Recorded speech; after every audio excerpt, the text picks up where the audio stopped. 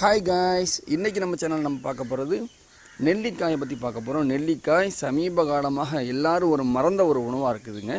ஆனால் இந்த ஜென்ரேஷனில் நெல்லிக்காயை அதிகமாக சாப்பிட்டு வராங்க. ஏன்னா அதனுடைய யூஸஸ் நல்லாவே தெரிஞ்சிச்சு, அதனால் சாப்பிட்டு வராங்க.